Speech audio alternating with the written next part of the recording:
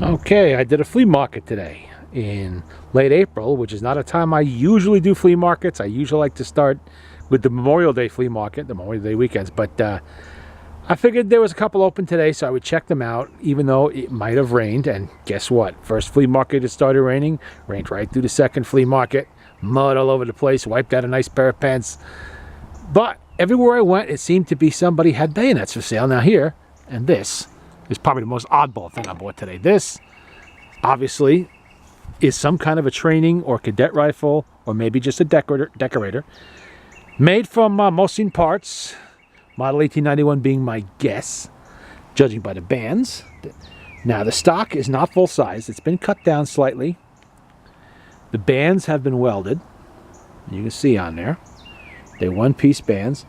The barrel is not full size. It does not appear to be rifled, although it is cut. I don't believe they rifled it.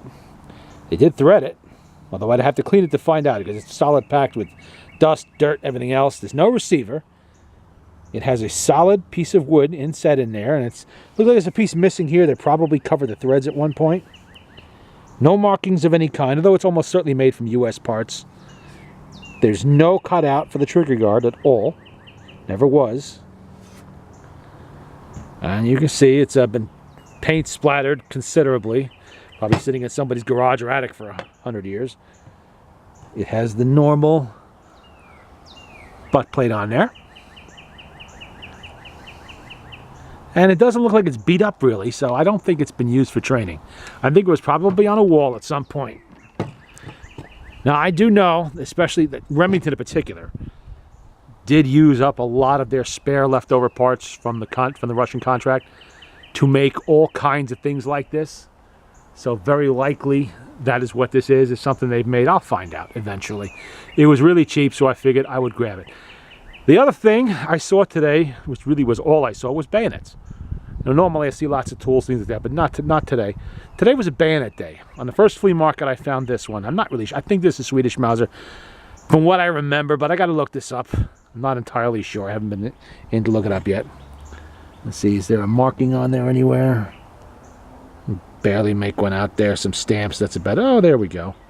We have a serial number on there. I didn't see that before. Probably doesn't match anything on the scabbard, but you never know that either. I'll have to check it out. And at the other flea market, there was a gentleman there who was having a fire sale. He had a big box full of bayonets, and he wanted them gone. He was pricing these things like it was 1975. People were grabbing handfuls. I got right in there and got my own double handful of bayonets. And there was some junk in the mix, but I got some real nice ones here. This, for instance, that's the Butcher bayonet, the K98 bayonet. It has a scabbard. It's made by, who made this one? Freister and Rosberg. I have to look that up. In Berlin. That's World War I. First World War for the K98. Then we have Epoch & Sons, fully matching. K98 bayonet with frog. Bayonet matches the scabbard. Fully matching. It's got a nice blue blade on there. Really nice condition bayonet. Now, it's not that unusual to find K98 bayonets that are matching, but you don't often find them, and it is kind of nice when you do. So that one's going right into my collection. Next to it here, we have another K98 bayonet. This one is not matching, but it has the frog, and it's in good condition. You can see, look at that. And this one is Herder. This is Richard A. Herder. And he had, which he threw in for nothing, I couldn't believe it, but he did, a spare bayonet frog. Look, that's original. That is not a reproduction. It's a nice original that'll clean up nicely and go on one of my K98 bayonets. It does not have a frog. And over here, we have Chilean Mauser. This is a Chilean Mauser 1895 bayonet. You can see the Chilean crest on there. These were very common 30 years ago when the Chilean military dumped a lot of their Mausers on the U.S. market. And I don't know if these are serial numbered. I don't think they are. This one is not. This one, yeah, it doesn't really look that issued even. Even it's still bluing on the scabbard. That'll clean up nice. Got some crud on it, but it'll clean up pretty good.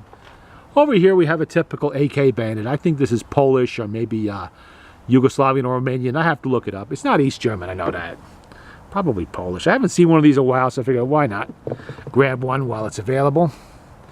Here we have a typical Yugoslavian Mauser. I think this is a model 1912 bayonet. Yeah, typical condition. Nothing special about that one. Turkish Mauser. That'll clean up a lot better than it looks. It looks pretty rough now, but then they usually do. Oh, I'm sorry. Turkish Mauser. Yeah, no. That's the next one. This one is U.S. Krog bayonet. 1900 date on it. U.S. This is a U.S. Krog, 1898 Krog. It's missing a panel on the side, but that's okay. I bought this because it has a nice catch. And I bought one last year that has a no catch, but 2 good side panels. And that one also has a scabbard. So between the 2 of them, I'll build one. Now, this is the model 1912. I showed that a minute ago. No, I'm sorry. This is the, I'm getting confused now. This is the Turkish Mauser bayonet. You see the Turkish markings on it. Typical condition. It's not too bad. These are starting to climb in price now. Look what they did on the tip, which is what caught my eye on that one. That's brazed. They brazed the tip on it, on the scabbard. Looks pretty cool. So I grabbed it. And this one is the Swedish Mauser bayonet I showed before. That was pretty much it for this, other than my lunch. And that one matching German bayonet and the Butcher bayonet, those alone are worth more than I paid for everything else on the table, considerably more. See, I got my Boss of World War II hat over there, the old man, and some shopping bags, and that was pretty much it. This was not a very well-attended or vended flea market, but I did come away with a lot of bayonets. This happened the first flea market last year, too, if I recall. It's like over the winter, people decided, I'm going to get rid of my bayonet collection. I wish I'd have been there earlier, because I don't have no idea. If this stuff is this nice, I can only imagine what the guy got rid of before I got there.